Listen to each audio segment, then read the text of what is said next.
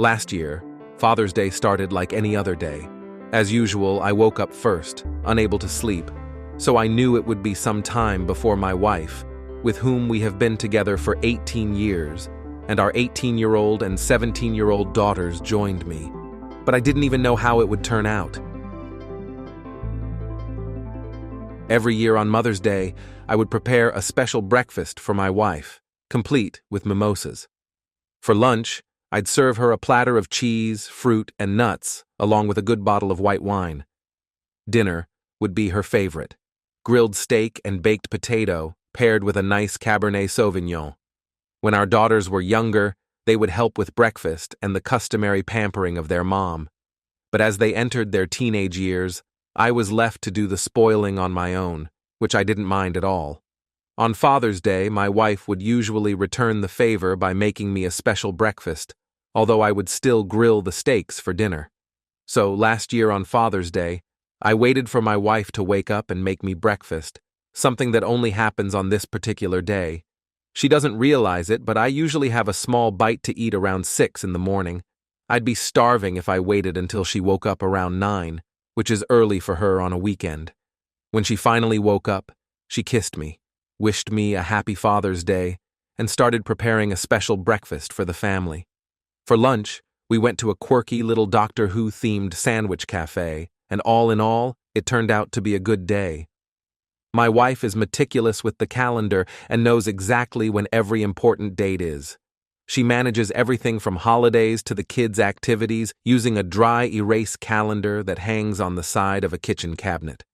Every holiday, school event, half-day, and even the smaller occasions are marked on the calendar. Nothing is ever forgotten, except when I miss something, of course. One year, while my wife was updating the calendar at the end of May, she called out, "Hey Bill, your birthday falls on Father's Day this year." It wasn't the first time this had happened, so I wasn't surprised. I replied, "Great, make sure I don't miss out on getting 2 gifts." Katie laughed and said, "You'd never let me live it down if you got shorted on a present. I'll have to do something extra special for you this year." I kissed her on the cheek and gave her a playful squeeze as I left the kitchen. I hoped she was thinking of something more meaningful than the usual birthday and Father's Day chupa chups. Usually, during our regular lovemaking, she would start with a lollipop, but not finish. It was usually only part of the foreplay, except for those 2 days when she brought it to an end. On my birthday and Father's Day, she gave me a full-fledged chupa chups, expecting nothing in return. I was excited and wondering if I could count on something more on my upcoming special day. In the weeks leading up to my big day, things felt off at home. My wife started acting strangely, working late, snapping at me and the girls over small things, and putting more effort into her appearance for work. She managed the bakery at our local grocery store and had never worn makeup to work before, but suddenly she started. She also wore a smock over her usual attire, a white button-down dress shirt and slacks, but began leaving an extra button undone, revealing more of her cleavage. I began to have doubts when she went out without me the Friday before my birthday. We often went out together with a close-knit group of married friends, so it was unusual for her to go out alone. If she was invited for drinks, she would usually let me know where she'd be, and I'd join them. It's not that I was controlling or wouldn't let her do things on her own. She always said she enjoyed herself more when I was with her. It made me feel good, and I believed our marriage was strong because of these small gestures. As for me, I rarely did anything outside of our social circle without her. It just worked for us. We weren't big partiers or drinkers. Our idea of a great Friday night was cuddling on the couch and watching a movie or two together. That's why I was caught off guard when I saw her come downstairs that Friday, looking absolutely stunning. She had on a new short skirt, nude stockings, and high heels. It was obvious she'd been to the tanning salon and had her hair done. I whistled at her and said, "Wow, honey, did I forget we had plans? Let me get dressed real quick." "No, Bill. I'm going out with some co-workers. I figured you could order a pizza since the girls are out too." I was stunned. She hadn't mentioned it, and it wasn't on her beloved calendar.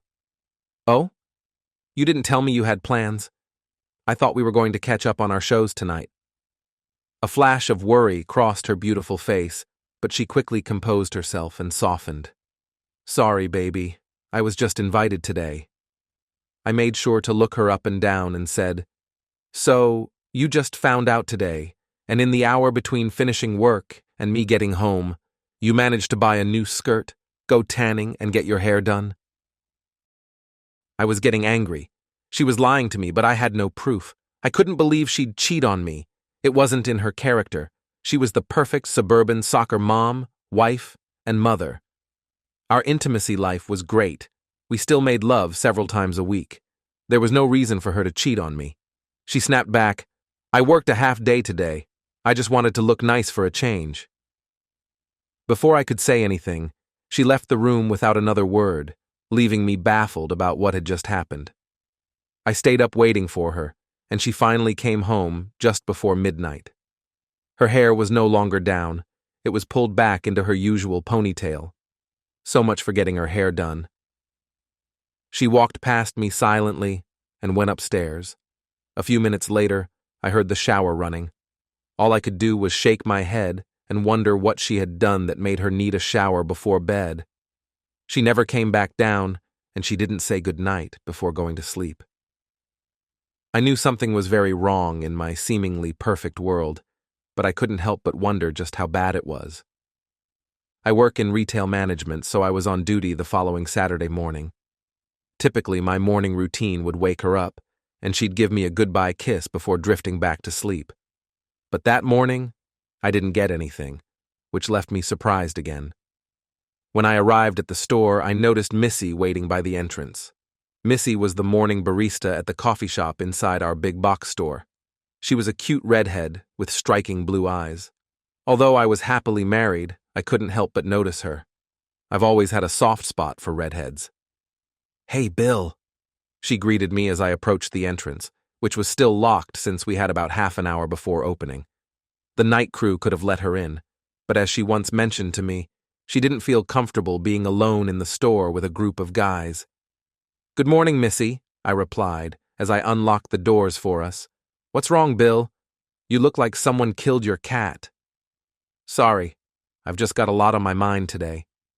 She gave me a curious look but didn't press further. Give me a few minutes, and I'll get you a cup of our best.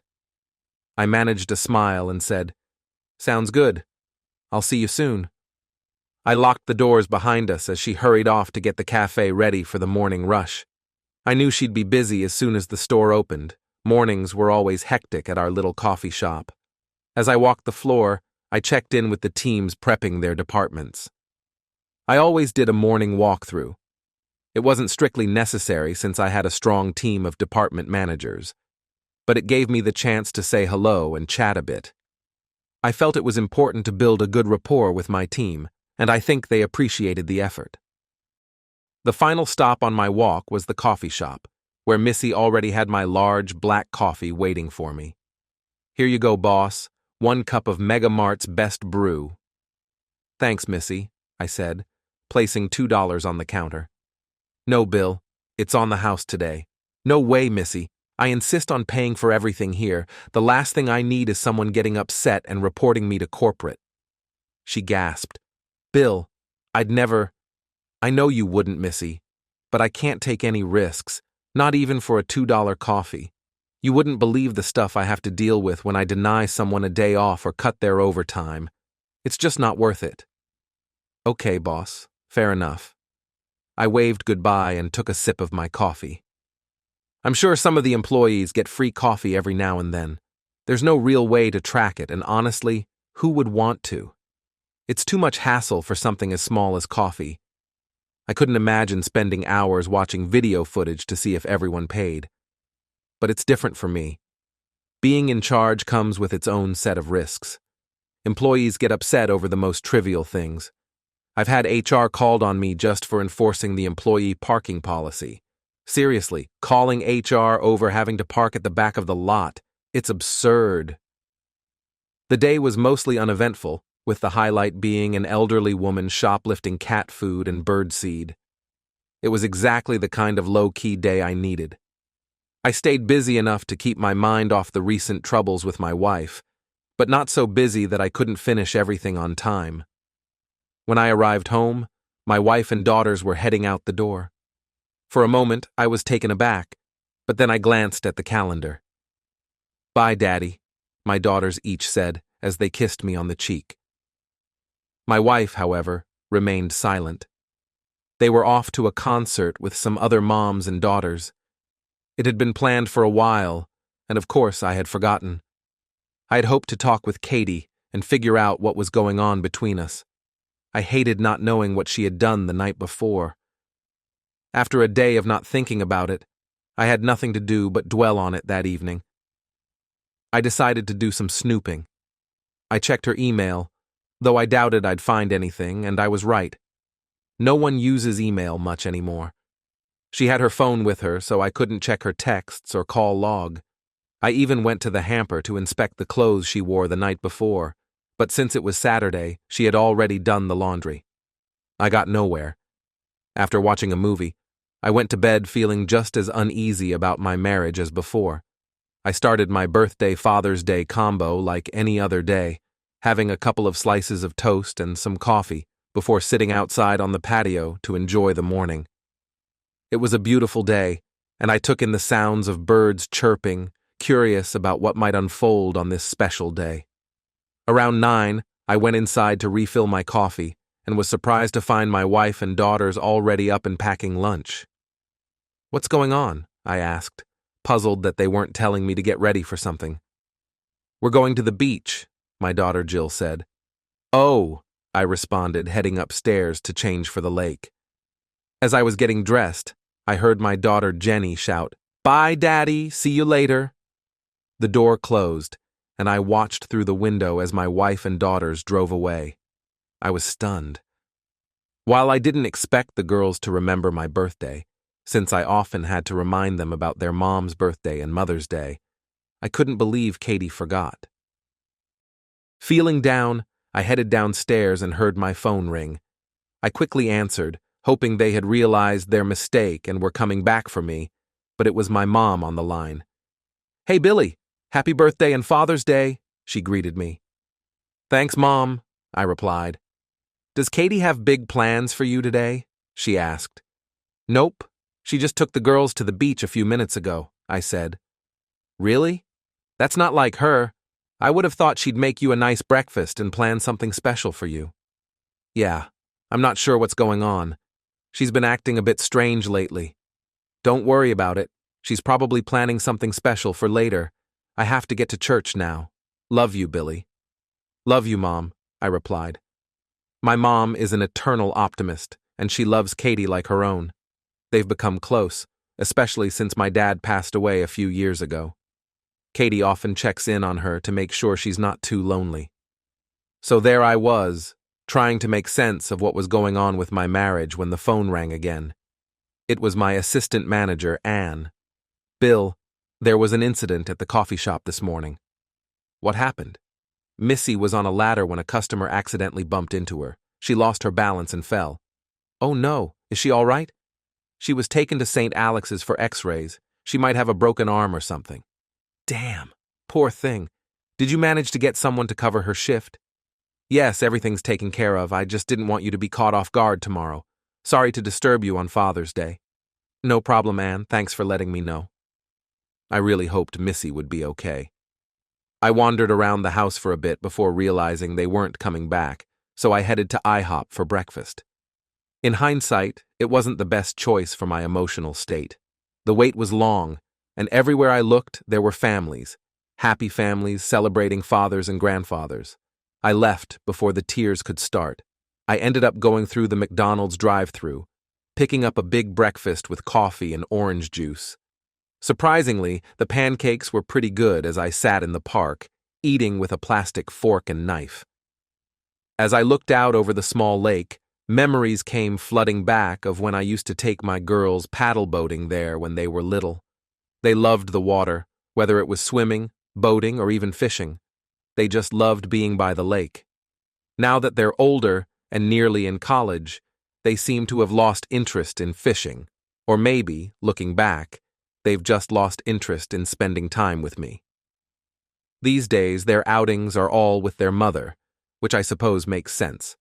Shopping for clothes with Dad probably isn't very appealing for a young girl. By 1 in the afternoon, I still hadn't heard from my wife, so I assumed we wouldn't be having lunch together.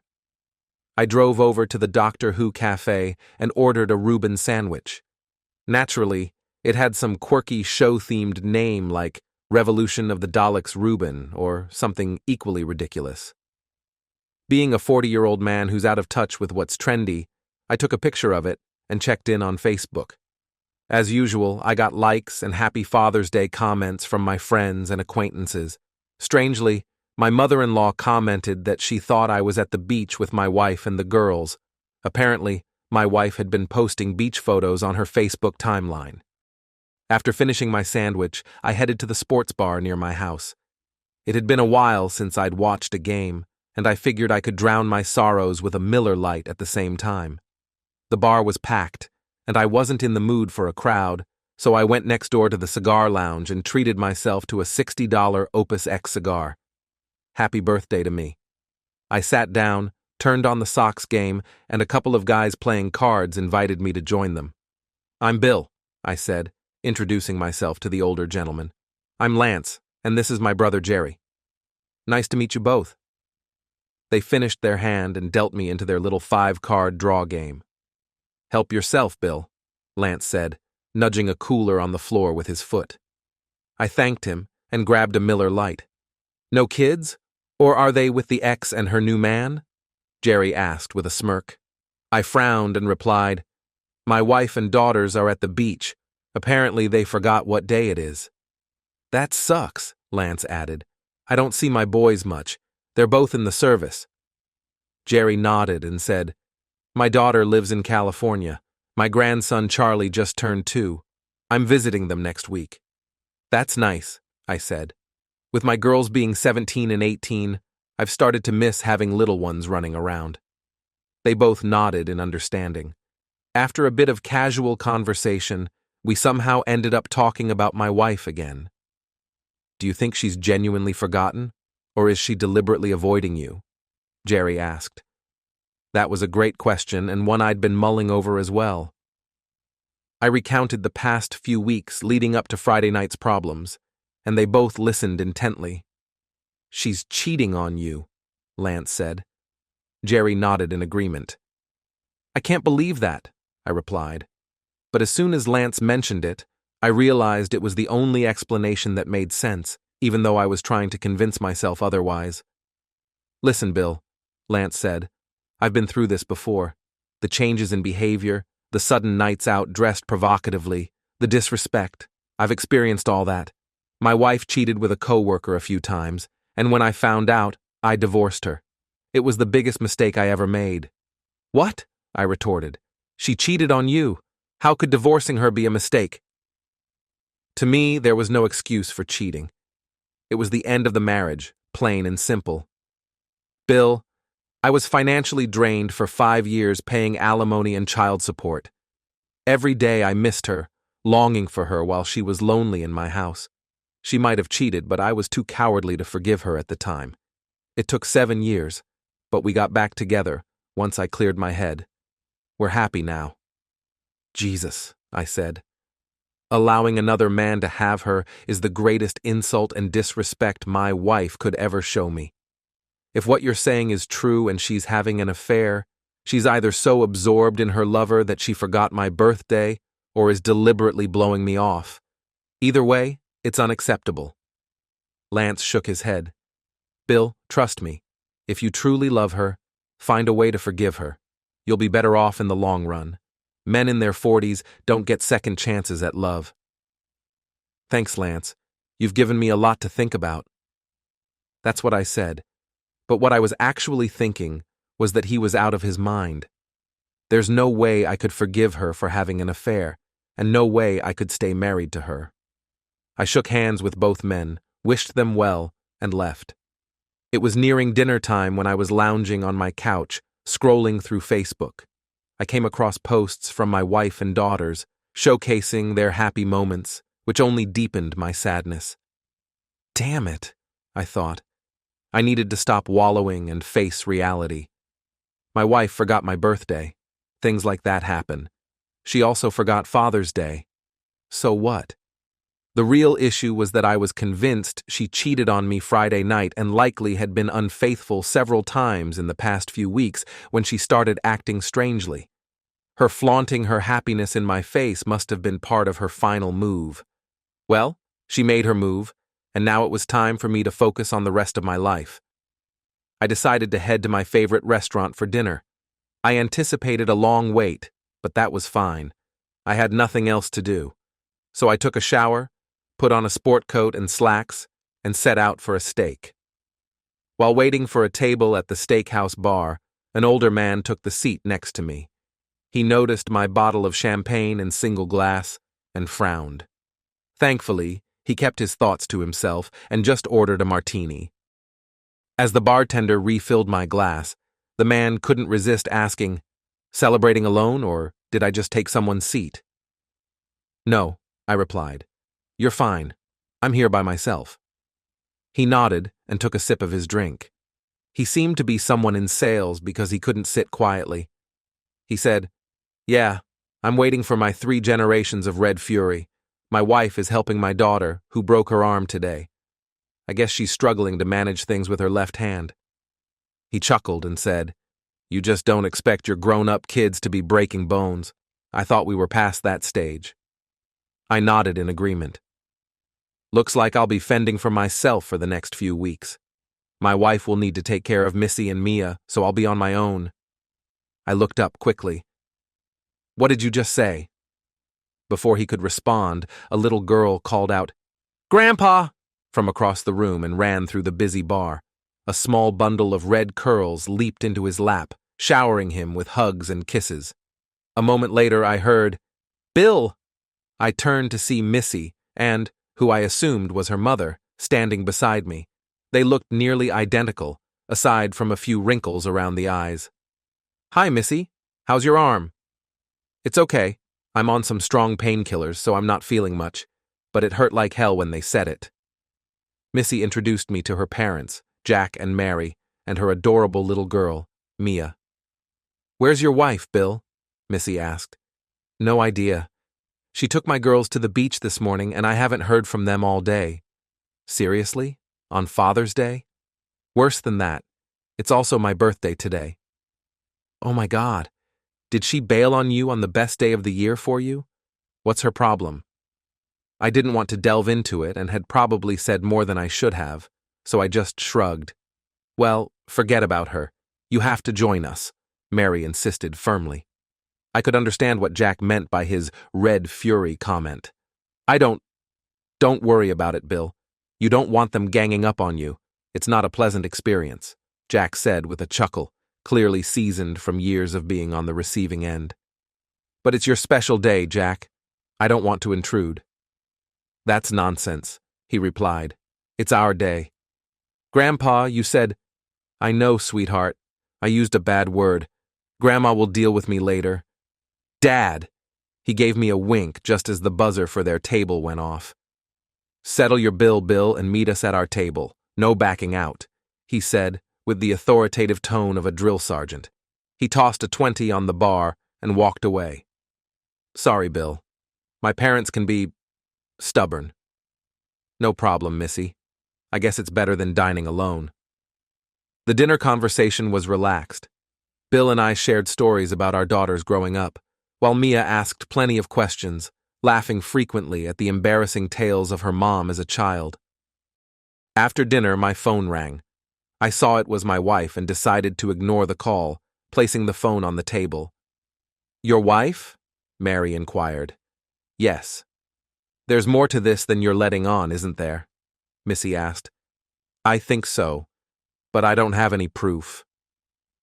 "Bill, everyone makes mistakes," Mary said, looking directly at Jack. "Maybe you can find it in yourself to forgive her." Missy's head snapped toward Mary, glaring at her. I called the waiter over and handed him my credit card. "Well, I've intruded on your meeting long enough. Thank you for inviting me to share your meal."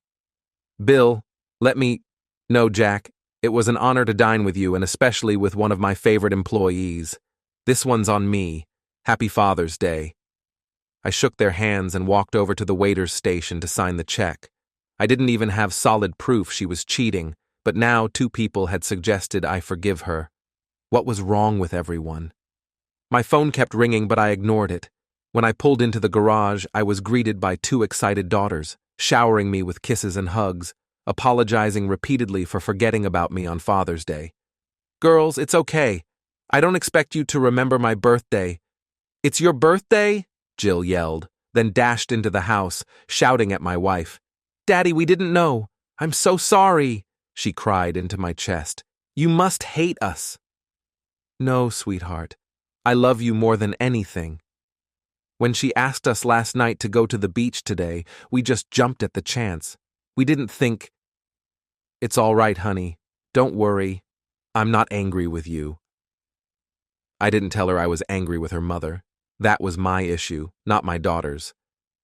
"Let's go inside." I walked through the kitchen, ignoring my wife as she cried while being scolded by our daughters, and went upstairs to change. After putting on shorts and a tank top, I walked back through the tension-filled kitchen and found my wife sobbing alone. "I'm so sorry," she whispered. I shook my head and went out to the deck with a beer and a cigar. It was a beautiful night, and I was enjoying the peace, focusing on work instead of my wife for a change, when the sliding door opened. "Bill, What's his name?" I interrupted. I didn't look at her, and she didn't come any closer. "Bill, what's his name? The man you slept with on Friday." My anger was building. I heard the door close, but she didn't come out. She didn't even try to deny it. At that moment, I knew I'd be seeing a divorce lawyer soon. Nearly 20 years of marriage, all wasted. What a foolish woman I married. That's when my mind spiraled into the worst thoughts. How long had she been unfaithful? Was he her first? Did I know him? Were the girls even mine? It's shocking how negative thoughts consume you when you're treated so badly. I decided to insist on paternity tests for the girls as part of the divorce. It wouldn't just bring me peace of mind, but it would also humiliate Katie. I spent the rest of the night researching divorce laws online before crashing on the sofa. What a way to spend my birthday. I woke up first, at a dreary 5 in the morning. When I looked around my bedroom, I saw Katie sound asleep, curled around my pillow. It was ironic how peaceful she looked, especially since I had barely slept at all. She was uncovered, with only her underwear on, and her figure was on full display. She was so beautiful, and it was a shame she wasn't mine anymore. I'd miss her body. I quickly gathered my clothes and took a shower, managing to leave without waking her. But Jill was waiting for me in the hallway. "How bad is it, Dad?" I sighed. "It's as bad as it gets." "Can you forgive her?" "I mean, it was just forgetting a day." "Honey, she didn't just forget my birthday or Father's Day. She cheated on me." She gasped. "No, Dad, she wouldn't." "She must have, and I can't accept that. Think about it. She's been acting strangely for weeks. Friday night she went out dressed provocatively, right after getting a tan and her hair done. That certainly wasn't for me." Jill shook her head. "Sweetheart, she avoided me all weekend. She was obviously feeling either guilt or resentment towards me. When has she ever taken you to the beach without me? That's always been something we do as a family. What if it wasn't an affair? What if it was just one time? Can't you forgive her for that?" "I doubt it was just once, honey, but look at how she's been acting. At any point this weekend, did she show any signs of loving me?" "Dad, you didn't see her face when Grandma called to ask why she didn't wish Grandpa a happy Father's Day. She dropped the phone and screamed, 'No!' so loudly that we thought Grandpa had a heart attack or something." "Is he—" "He's fine, Dad. Mom was sobbing on her knees until we helped her onto the couch. She just kept saying she loved you over and over again. Honestly, Jenny wanted to call an ambulance because she thought Mom was having a breakdown. We calmed her down and managed to get her to call you." "Jill, I don't know what you want me to say. She doesn't love me. You can't cheat on your spouse and still love them. That's not an act of love. It's selfishness. Love is supposed to be selfless. When she was with another man, she threw me aside. Jill hugged me and cried. I'm going to assume it wasn't just some random guy she met at a bar. She must have been flirting or allowing him to flirt with her. There would have been intimate touches, maybe some kissing and caressing, all leading up to the first time they slept together. All of those actions before the intimacy are acts of betrayal towards your spouse. You can't truly love someone and show that kind of intimate affection to someone else. Please don't divorce her. I have to go to work now. We'll talk later. She walked into Jenny's room, probably to update her on what we discussed. There would be no more secrets in our family.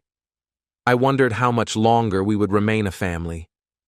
I knew Katie would be too busy at work to have time to call or text me, so I had a relatively peaceful day. The only thing that set it apart from a typical day was filling out the forms for the company regarding Missy's accident. She would receive workers' compensation for her time off, and I hoped she wouldn't face too many difficulties. I didn't know much about her personal life except that she wasn't married. She came in to sign the forms and complete her accident report.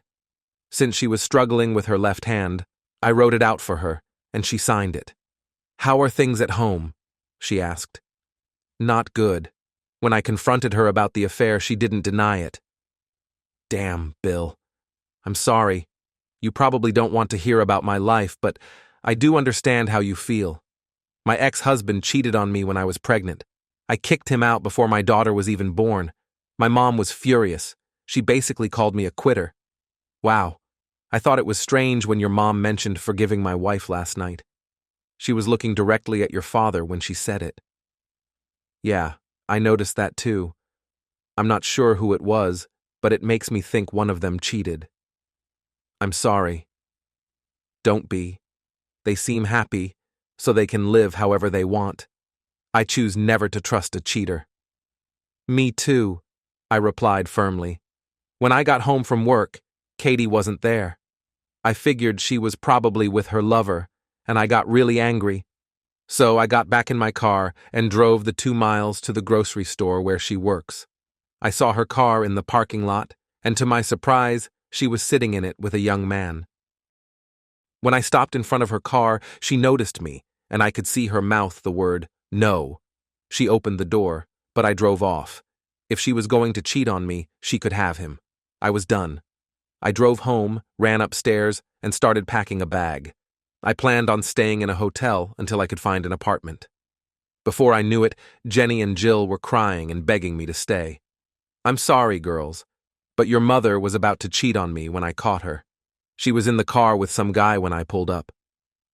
"Dad, there must be some mistake." "Girls, I know what I saw. She had a man in her car. Why else would she stay after work and have a man in her car if she wasn't planning to take him somewhere? There's no innocent reason for sitting in the back of the parking lot after work with a man in her car." "Dad, please don't break up our family," Jenny sobbed. "Sweetie, your mother broke up our family. This isn't my fault." I pulled them into a hug and kissed their cheeks. "I love you both. I'll keep in touch every day." I left them crying in the bedroom as I headed to the garage. As I was pulling out, I almost got hit by Katie speeding in like she was in a hurry. I just shook my head and kept driving. The following week was nothing short of absolute misery. I refused to take any calls from my wife, and for the first 3 days, she called me every hour.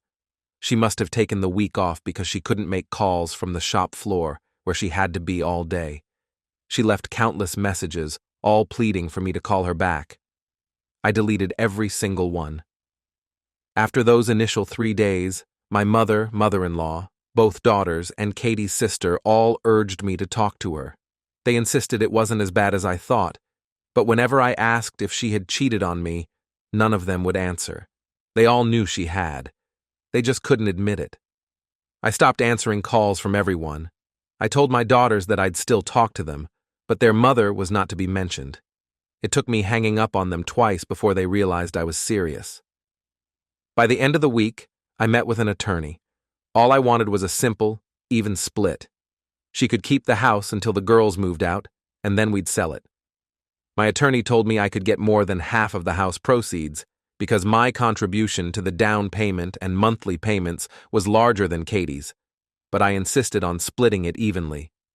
I assumed alimony was inevitable, but it turned out that since my wife made enough money to support herself, I wouldn't have to pay her anything. That was the best news I'd had in a while. I wouldn't have to pay her for cheating on me. The only issue was that I didn't have proof of her adultery. The judge might dismiss it and classify it as irreconcilable differences, meaning I'd have to prove we tried to work things out. I was willing to take that risk. With my attorney preparing to file for divorce, life went on. There would be no forced mediation or counseling, no lawsuits for alienation of affection, and no long, drawn-out battle. The split was fair, and any judge could see that, even with a blindfold on. But of course, nothing is ever that simple. What she could do was fight back. When she was served the papers, she unleashed the full force of the family against me again. She claimed she had only slept with the guy once, on the Friday before my birthday, and somehow managed to convince everyone that was the truth. I was painted as the villain because I wouldn't let her explain, as if any explanation would make it okay.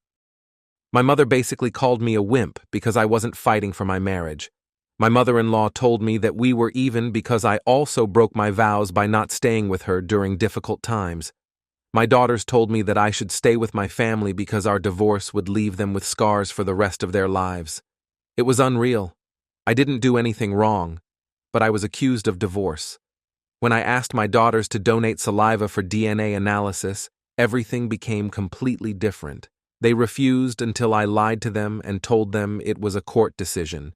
Katie wrote me an email that was sent to my store. I read it, and it said she was attracted to a guy. I say guy because this jerk was only 21 years old. They made love only once in the back seat of his car, as if being a loser was supposed to fix everything. She also said that when I caught her in the car with a guy, she told him in private never to talk to her again. It didn't matter. She cheated on me once, and once was enough. The nice thing was that since she gave me the letter, I didn't have to prove adultery for a divorce. She did it herself. This meant that I didn't have to declare irreconcilable differences and prove that we were trying to settle everything. Finally, karma was on my side. She tried to challenge the divorce, but when the judge saw the terms I proposed and her letter confirming the adultery, he approved it. I was supposed to get divorced in 60 days. There I was, a man stranded in a wasteland of isolation. Because I refused to speak to her, I was labeled as immature and a jerk. Things got so bad that even my mother and daughter stopped talking to me. It was painful, but I stood by my principles, and if they didn't like it, that was their problem. I called my daughters every other day, without fail. They never answered, but I left voicemails updating them on my life and asking about theirs. I wasn't going to let them accuse me of not trying to keep in touch.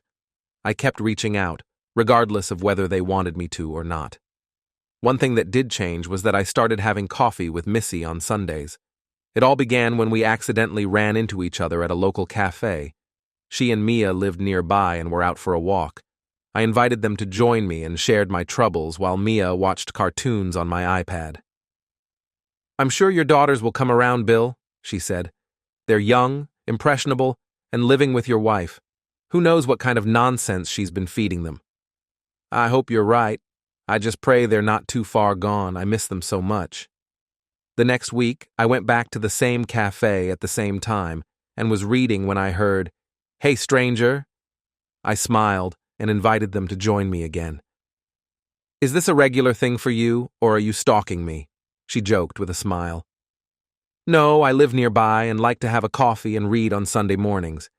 It's pretty lonely at home, so I come here." We sipped our coffee and chatted about the neighborhood until we parted ways. It wasn't a planned routine, but we ended up meeting every Sunday. I enjoyed her company, and little Mia was a joy to be around. On the day the divorce was finalized, I knocked on the front door of my old house. My wife opened the door to me, her eyes red with tears. Without saying a word, she motioned me in. "Are the girls at home?" I asked. They're watching a musical at school. I knew you were coming today. I was waiting for this. Is it true? I replied with a grin. You waited until it was too late to stop the divorce, didn't you? Yes, I admitted.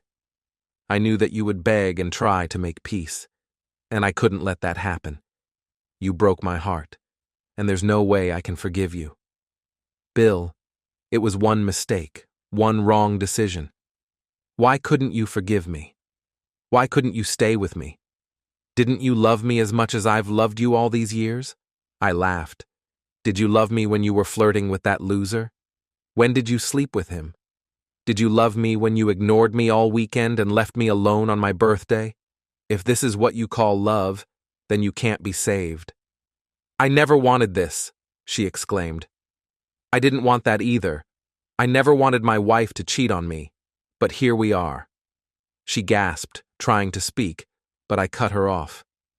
Katie, you not only broke my heart, but you turned my mother and our daughters against me. I will never forgive you for this. That's because you were being unreasonable, she retorted. I got really angry and said, if you don't get my mother and my daughters to apologize to me and make things right, I will tell every man you date that you're unfaithful. I'll make it my mission to sabotage every future relationship you try to have because you ruined mine. You're the only one I want. Wrong answer. I guess I'll have to find other ways to hurt and embarrass you. I stood up to leave, and she grabbed my arm. It's not my fault. You can't blame me. Oh, really? Did I cheat on you? I didn't think so. What's really messed up is that you're letting your daughters grow up thinking it's okay to cheat on their husbands. Because of what you've done, they're entering adulthood believing you're the saint and I'm the sinner. And it's fine because it only happened once. Well, screw that. I'm not taking the fall because some young guy made you feel attractive. I pulled her arm off mine and said, Rot in hell for destroying our marriage. Just rot, you liar. I left her crying, and I didn't feel the least bit sorry about it. A few weeks later, Missy knocked on my office door. Got a moment, Bill? Sure, come on in. I frowned as she closed the door, sensing something serious was coming. Bill, does the company have a policy against dating fellow employees? I didn't like her asking that. I had been planning to ask her out myself, but it seemed I was too late. No, we don't. We have a strong intimacy harassment policy that covers most issues that could arise from a failed relationship between coworkers. If two people can't work together after a breakup, that's on them, not the company. Great. That's what I was hoping to hear, she said, placing a folded piece of paper on my desk. What's this? I asked. My address and phone number. I expect you at my place for dinner tomorrow night. Mia will be joining us. I smiled and agreed. Good. You're a good man, Bill. You deserve happiness, and I'd like to give you a second chance at it. She left my office with a playful bounce in her step, and I found myself looking forward to our dinner. Hey, it's Dad just checking in. I hope everything's going well for you and your sister. Nothing much new here, except a woman at work asked me out to dinner. Anyway, I love you and miss you. Please call me soon. Bye. I knew leaving that message would stir things up, but I didn't care. I needed to move on, and I was excited that Missy had taken the initiative. Missy was not only beautiful, but had an incredible personality. Her daughter was a charming little girl, and I had already met her parents. I felt like I was finally winning in life.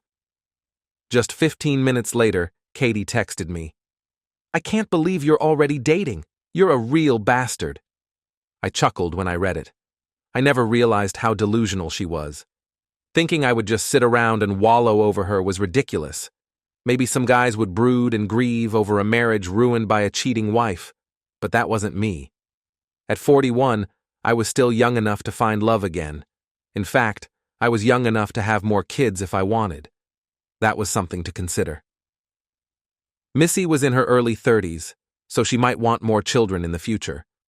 I knew it was too early to have these thoughts, but as a single mother, she was probably looking for a husband, not just a fling. Though I wouldn't mind being her fling. It had been months since I'd been with anyone. The next evening, after work, I showered, shaved, and dressed as usual. I looked in the mirror and was pleased with what I saw. I was in good shape, without excess weight. My brown hair was still lush, with no gray streaks.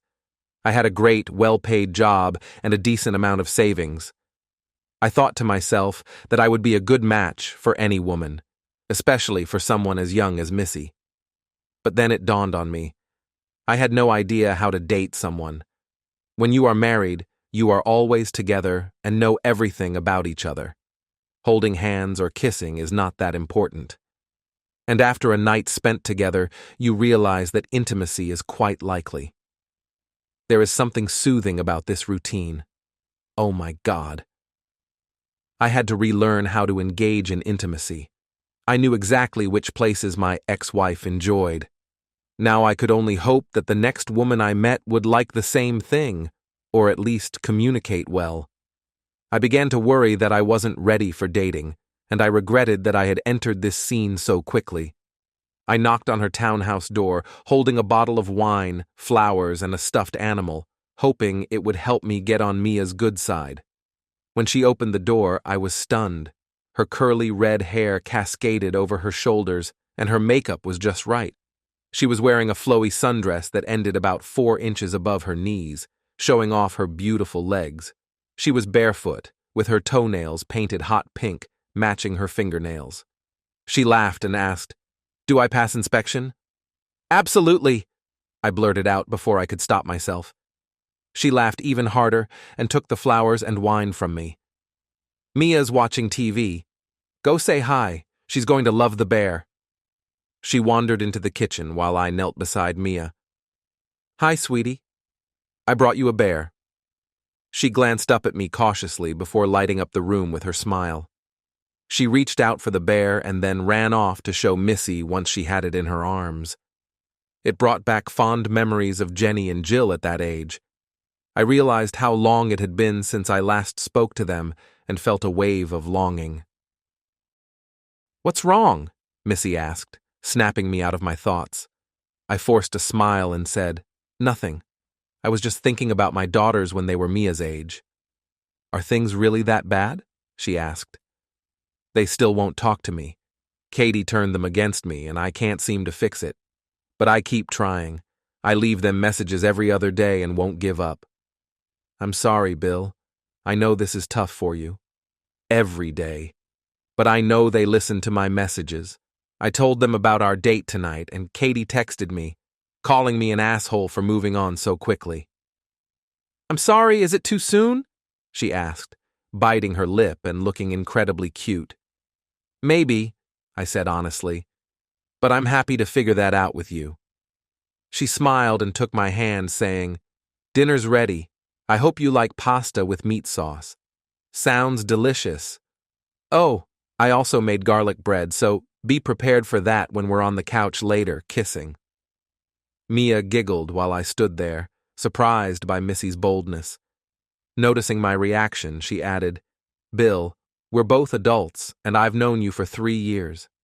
I know what kind of man you are, and I don't need much more time to realize I like you a lot. You're about to be in high demand, and I'm claiming my spot early." "In high demand?" I asked. "Absolutely. You have no idea how much buzz your divorce has stirred up at the store. Honey, you being back on the market has caught the attention of a lot of single ladies. You're a handsome guy in great shape. You're smart, stable, and we all know how seriously you take fidelity." I felt pretty good as I sat down at her table. "So, I'm getting in line early," she finished. I took her hand and gave it a squeeze. "I like you too." Not wanting to be left out, Mia chimed in, "Spaghetti's my favorite." "I like spaghetti too. The slurpier, the better," I said, noticing the Parmesan cheese on the table. "And you've got to have extra stinky cheese." She giggled and replied, "It's not stinky cheese, it's stinky cheese," I said, pretending to smell it like it was the worst odor ever. "Whew, that's some extra stinky cheese." Missy shook her head as I handed the can to Mia. She smelled it, shrugged, and poured a generous amount onto her spaghetti.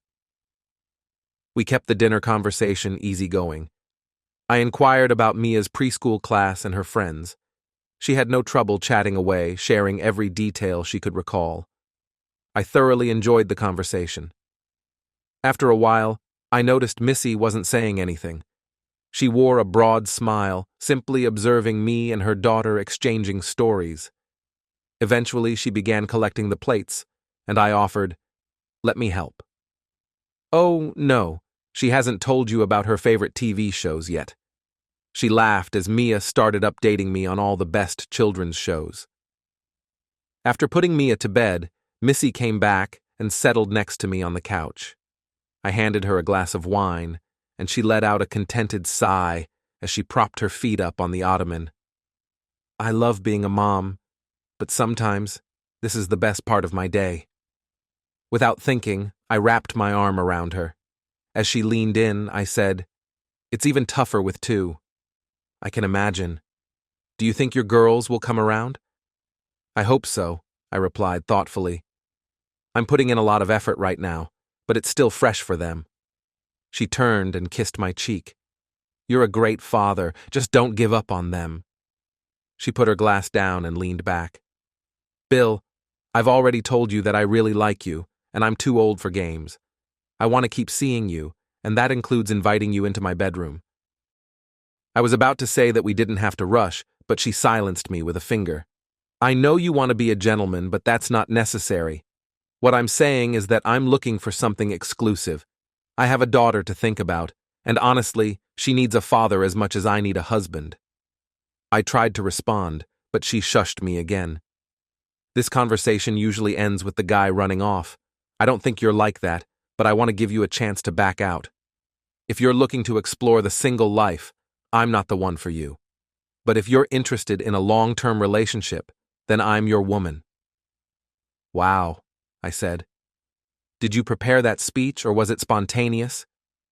She looked puzzled, misunderstanding my reaction.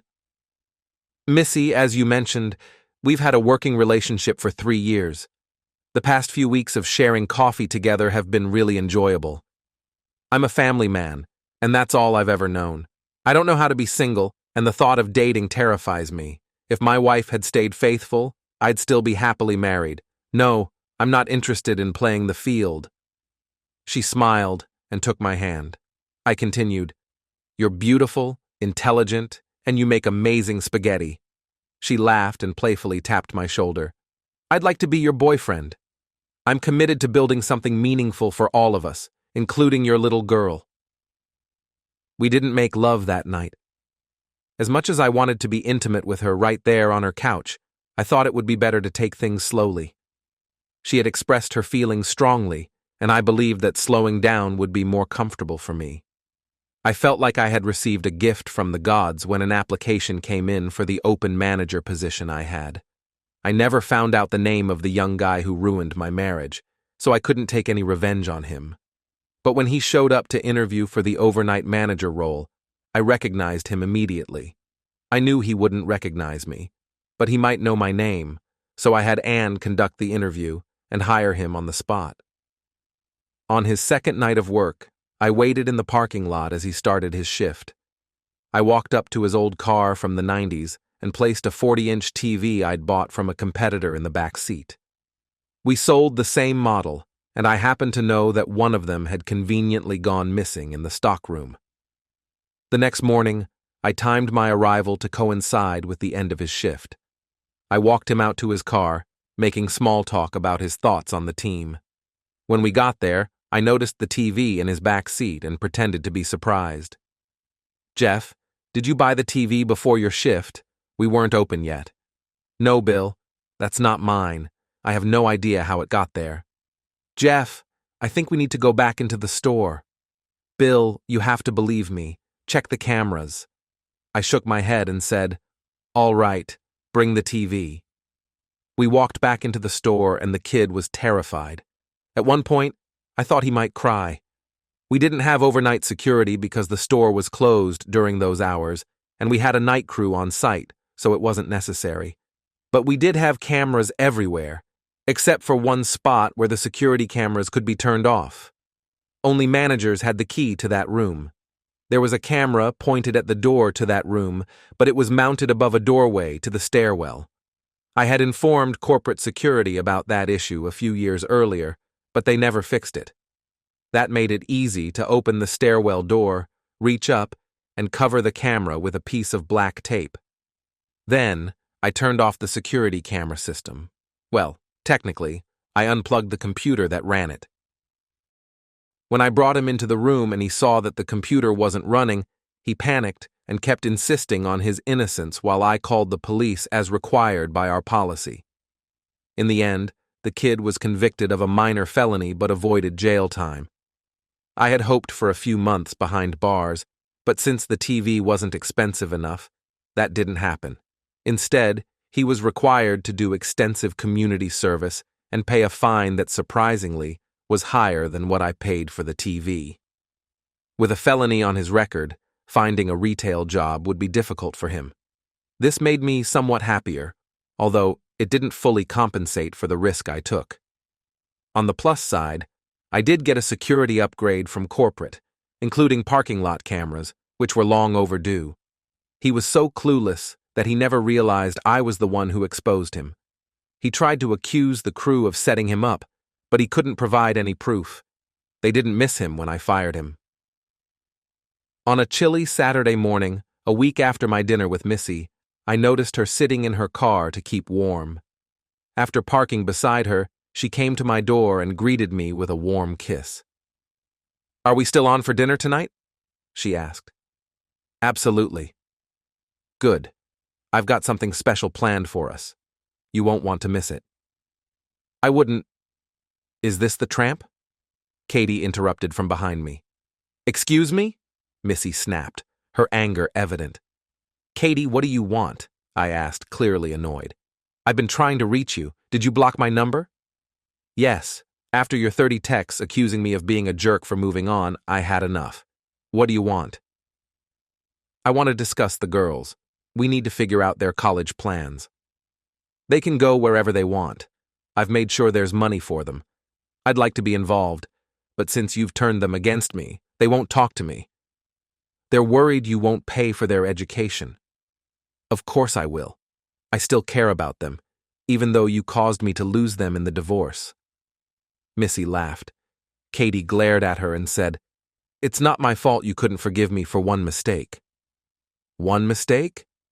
It happened only once because you weren't discreet about it. I confronted you right away." "Whatever. You should still be my husband. We should still be a family. You're delusional. You cost me my marriage, my family, my daughters, and my mother. I swear, if you ever date someone else and I find out, you won't get a second date. No one wants to date a cheating girl of easy virtue unless they're just looking for an easy fling." I turned and headed towards the store when I heard shouting behind me. Turning around, I saw Missy confronting Katie, backing her up against the car with her finger in Katie's face. "Stay the hell away from my man, bitch. You discarded him and I picked him up." I ran back and pulled Missy away. "Stop it, Missy. She's not worth it." "You heard me, bitch!" Missy yelled at Katie before turning and heading towards the store. "Please leave, Katie. We're done and it's your fault. Only yours." I left her crying by the cars. I caught up with Missy, who was huffing, and took her hand. She looked up and smiled at me as she calmed down. "I'm sorry, Bill. I guess I was being too territorial." "Oh no, I actually enjoy having women fighting over me in the parking lot. It's great for my ego." We laughed and went inside to get some work done. Later that morning, I received a call from my mom. When I answered, she started to speak, saying, "Billy, But she didn't finish her sentence. I heard a thud, but the call didn't end. I hung up and tried calling back, but there was no answer. I dialed 911 to request an ambulance for her house, and they informed me that they had already received a call from her residence. Fearing the worst, I asked Anne to cover for me as I rushed out. As I dashed through the store, I sped past Missy, who called out to me, but I ignored her and headed straight for my car. When I arrived at my mom's house, the ambulance was just leaving, so I followed it. Upon reaching the emergency room, I learned that she had passed away before the ambulance even got to the hospital. She must have lost consciousness during our call. Sitting alone in the ER lobby, I cried as I reflected on the last thing my mom tried to say. What could she have been about to tell me? Was it a plea for help, a confession of distress, or an apology? My phone rang. It was Missy. Hey, my mom just died. Oh, Bill, I'm so sorry. Yeah, thanks. I'm afraid I won't be much company tonight. No, I'm coming over. If you need me, please let me be there. Okay, yeah, I replied, relieved that she wanted to be with me. I'm heading home now. Meet me there after you finish up. Okay, see you soon. I ended the call and walked out to my car. Instead of driving home, I went to my old house.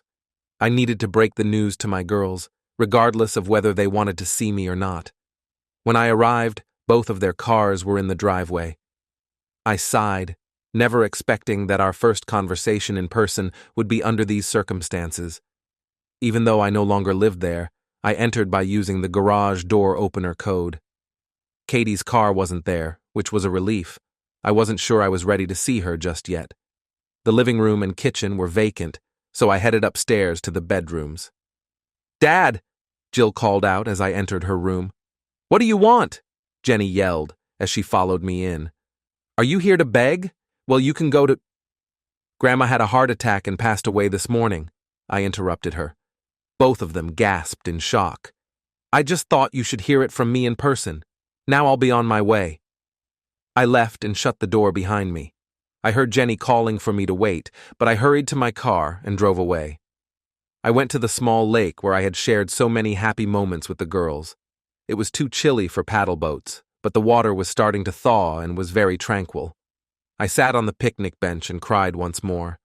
This time, it was for the loss of my daughters as much as for my mother. The bitterness in Jenny's voice made it clear that I wasn't welcome in her life. She didn't need to tell me to go to hell. Her tone said it all. I wondered if I had made a mistake somewhere along the way. Not with Katie, but with the girls. What had I done so wrong that made them hate me so much? Katie was the one who destroyed our marriage. Why couldn't my daughters understand that? I don't know how long I sat there, but I heard footsteps approaching. I turned around to see Katie and the girls. How did you find me here? I asked, turning back to look at the lake. You didn't disconnect our phone locator app, Katie said. Bill, I'm sorry about your mom. Are you? I snapped. Sorry for her death? Or sorry that you turned her against me and she died without us making amends? She remained silent. Leave me alone. I can't deal with this right now, I said. I'll never forgive you for what you've done. The last words we exchanged were her telling me she wouldn't speak to me again until I faced up and dropped the divorce. She didn't even say she loved me when she hung up.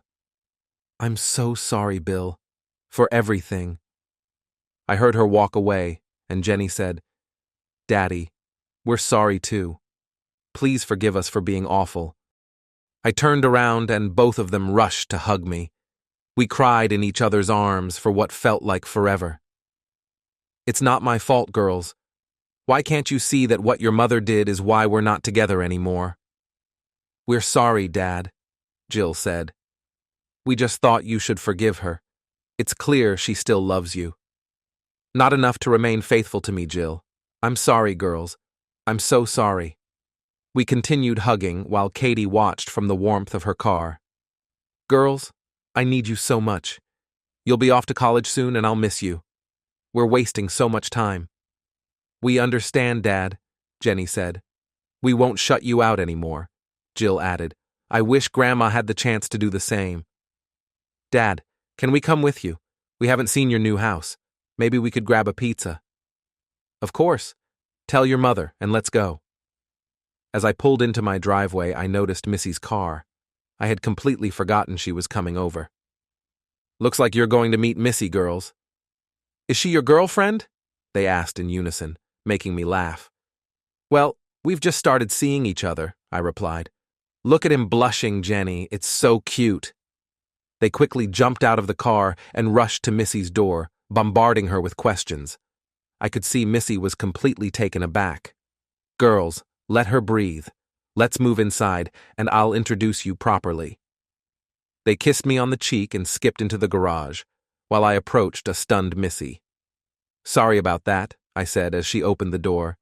She gave me a bright smile and kissed my cheek. Your daughters? Mm-hmm. Come on, let's get you introduced. I wish I'd known, honey. I must look a mess. I laughed and reassured her. You look great. They're going to love you.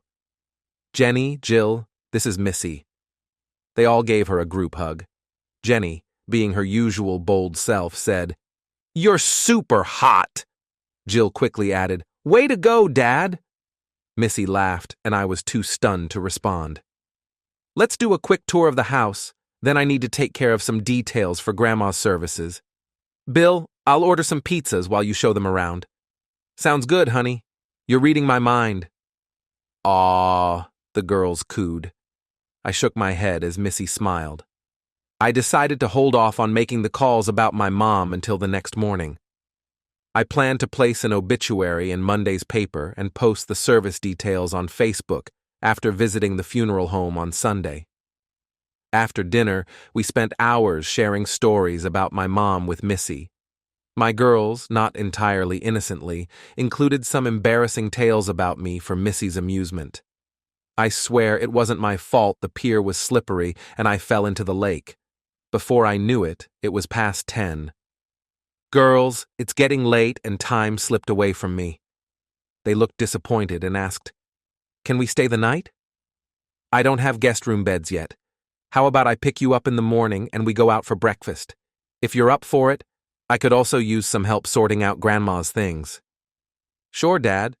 We'll help with whatever you need. Thanks. Missy, do you want to go for a ride, or do you need to get home to Mia? She's staying with my parents. Jill chimed in. Who's Mia? Mia is my 4-year-old daughter. They both squealed, and Jenny said, Oh my God, I can't wait to meet her. Missy laughed at their enthusiasm and replied, I promise, it will be soon. All right, let's head out. They're such great girls, Missy said, as we sat on the couch shortly after getting back to my house. I'm really happy you managed to reconnect with them. I sighed. Me too. I just wish it hadn't taken my mom passing away to make it happen. She nestled into my arms, and I drifted off to sleep holding her. When I woke up in the morning, she had us both covered with a blanket and was still cuddled up to me. I missed that kind of closeness with someone. I kissed the top of her head and said, Sorry I fell asleep on you. She murmured as she stretched. It's all right, sweetie. You had a very emotional day. Would you like to join me and the girls for breakfast? Only if I can bring Mia. My parents have plans this morning. Of course, my daughters will be happy to see her. Since we needed to pick up Mia, I asked my daughters to meet us at IHOP. As soon as I walked in holding Mia's hand, my girls rushed over to her. Within moments, Mia was being spun around in their arms, and then they started tickling her and showering her with kisses. She was squealing and giggling the entire time. Her face lit up with a huge smile until she suddenly exclaimed, I gotta pee! The girls immediately said, We'll take her, and dashed off to the bathroom. I don't know, Missy. Do you think they'll get along? I asked with a grin. She playfully slapped my shoulder and gave me a kiss on the cheek. I hope they do for many years to come, she replied. She seemed to be thinking quite far ahead, considering we'd only had one date so far. It was a bit unsettling, but I was confident I'd get used to it. As we ate, Mia and my daughters chatted endlessly about everything under the sun.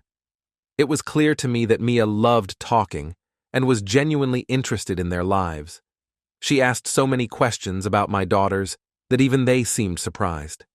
My daughters were experienced babysitters and handled small children with ease. They knew all the latest kids' shows and movies and had Mia completely captivated. They also got along well with Missy. I was surprised there was no resentment or hostility towards her, especially since they had refused to speak to me for months after my divorce. Yet, as soon as they met my new girlfriend, they became fast friends I didn't quite get it and planned to ask the girls for an explanation. After making countless phone calls, beginning the arduous task of cleaning out my mom's house and visiting the funeral home, I finally had a chance to sit down and relax. The girls had come back to my place for dinner, while Missy and Mia had gone their separate ways after breakfast. Missy felt it would be too emotional for us and wanted to avoid the awkwardness of Mia being there while we sorted through my mom's belongings. "Dad, are you in love with Missy?" Jenny asked suddenly. "Well, we've only met a few times outside of work. It's a bit early to call it love." "Okay, Dad," Jill said dismissively. "Have you seen those old cartoons where the girls' eyes flutter and they place their hands on their cheeks while gazing at their prince?" I nodded while taking a bite of pizza. "Well, she practically has hearts floating around her head when she looks at you and bats her eyes," Jill said. Before I could argue, they exchanged glances, turned back to me and said, "We like her." My mood shifted from being glad to see my daughters to feeling angry. I put my pizza slice back on my plate, wiped my hands, and walked to the sink, trying to calm myself while leaning on the counter with my back to them. "Dad?" Jenny asked.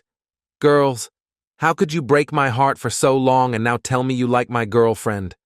What did I do to make you think it was okay to shut me out? To ignore me? To tell me to go to hell the first time I saw you in ages? What did I do? Do you have any idea how many times I cried after leaving you messages I knew you didn't care about? Mom made us." "What?" I shouted. Jill explained. "It started when Mom said that if you thought you were losing us too, you would get back together with her and we could be a family again. We're so sorry." I turned around, and Jenny rushed over to hug me when she saw the tear on my cheek. "Daddy, please forgive us. When things didn't go as planned, she told us you had abandoned us and wouldn't pay for our college because we wanted you to stay with her. She said the messages you left were just a tactic to make you appear like a good guy in the divorce for the judge's sake. And you believed that? Dad, how would you have felt sitting with her every day, hearing her justify a one-time mistake against 20 years of love? We thought you were being unreasonable." "Was I? Would you tolerate your boyfriend cheating on you?" I received no reply. "Where do we draw the line?" I asked firmly. "Once? Twice? 5 times? Tell me." They started crying, and we shared a group hug. Their embrace instantly calmed me, and I felt awful. "I'm sorry, girls. I've missed you so much." After they each expressed their love for me, I said, "It's time to get you home. You have school tomorrow. Make sure to have Mom inform them about the wake and funeral. You'll need some time off this week." We hugged again, and I watched them drive away with a warm heart. I looked up at the sky and said, "You didn't have to go to get me the girls back, Mom, but thanks. I'll miss you."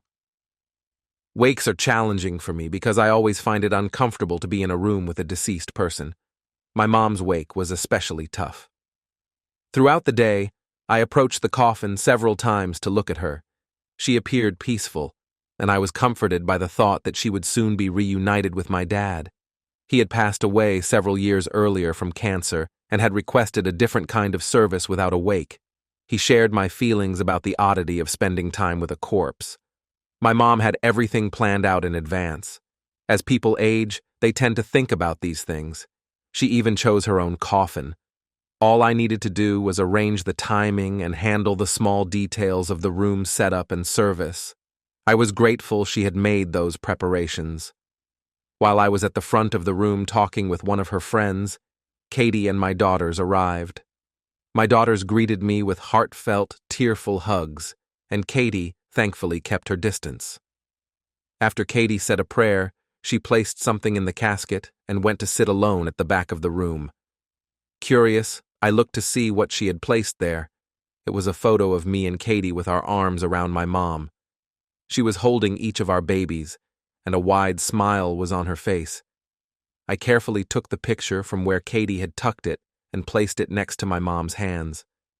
It was the first time I cried that day. Later, as the minister prepared to start the prayer service, Katie remained at the back of the room. She interacted with everyone as one would after being part of a family for so long, and she was well loved by all. The immediate family was supposed to sit in the front row of chairs. My daughters were to my right, and Misty was on my left, but it didn't feel right. I stood and turned around, noticing Katie at the back of the room, wiping tears from her eyes. It felt wrong to me. My mom wouldn't have wanted this. Katie was as much her daughter as she was my wife. I walked to the back of the room. With everyone seated and waiting for the service to start, I was aware of all eyes on me. I reached out to Katie and said, "Come to the front. You don't need to stay back here." She began to cry and hugged me tightly. As she pulled away, she whispered, "Thank you." We moved to the front of the room, where my Uncle John offered his seat to Katie, which was next to my daughter. "You're a good man, Bill," Missy murmured after kissing my cheek. It felt incredibly strange holding Missy's hand with my ex-wife just a few feet away. I hoped I wouldn't regret it or face any issues with them later. As the day came to a close, I was saying goodbye to the last of the guests when Katie approached me. With Missy beside me, I was curious about what Katie would do. I hoped she wouldn't cause any trouble out of respect for my mother. "Bill, thank you for including me with the family today. It meant more to me than you can imagine. She loved you like a daughter. It was only right. Oh, and by the way, if you'd like, you can ride with us and the girls in the limousine tomorrow." She embraced me and began to cry. I felt Missy's hand on my lower back in a protective manner, and I started to worry that a confrontation might be brewing. "Well," Katie said, breaking the hug, "if you don't need anything else from me, I'll head home." I shook my head, and she gave a brief smile to Missy. "I'm glad you're here for him. You might not realize it, but he was very close to his mother. It's going to hit him hard once it sinks in that she's gone." With that, she turned and left the room. Missy gave me a side hug and said, "Let's get you home." I dropped my keys onto the valet stand and walked into the kitchen, relieved that the day was finally over. Missy was sitting at the table and took a cold beer from me. "I think everything with Katie went better than you expected. You handled it really well," she said as I sipped my cold Sam Adams. "Yeah, I'm glad. I was really expecting her to cause trouble with you." "Well, having the girls around probably helped. We just need to get through tomorrow, and we'll be fine." I hoped she was right. I couldn't shake the nagging feeling that Katie might not handle interacting with Missy well. I guess I was just being paranoid. "Will you stay with me tonight?" I asked. She smiled and took my hand. "You couldn't kick me out if you tried." We didn't make love, but she spooned with me, and it was the best sleep I'd had since the divorce. "You're watching me like a hawk. I'm not going to misuse your generosity by starting a fight," Katie said, as we waited for the prayer to start. "I know," I said, not entirely truthfully. "It's just uncomfortable for me." She snorted and asked, "How do you think it feels for me? I'm the outcast here, the girl of easy virtue." I frowned and said, "No one thinks that about you, especially not today. I truly regret everything, Bill. I wish I could erase it all. I wish—" She began to cry and quickly went to the bathroom. "It's tough on all of us, Bill," said Jean, a friend of my mother's, as she patted my shoulder. "Your mom was a wonderful woman, and we'll all miss her." I kissed her cheek and thanked her, relieved that Katie had the privacy of the bathroom for her tears. After the funeral, we were being seated at my mom's favorite Polish restaurant for the luncheon. The room was packed, and Katie looked uneasy as she looked for a place to sit. I went over to her again and guided her by the hand to the table where Missy, my daughters, and I were sitting. "Katie, no matter what happened, we're always going to be family. You're always welcome, wherever we sit."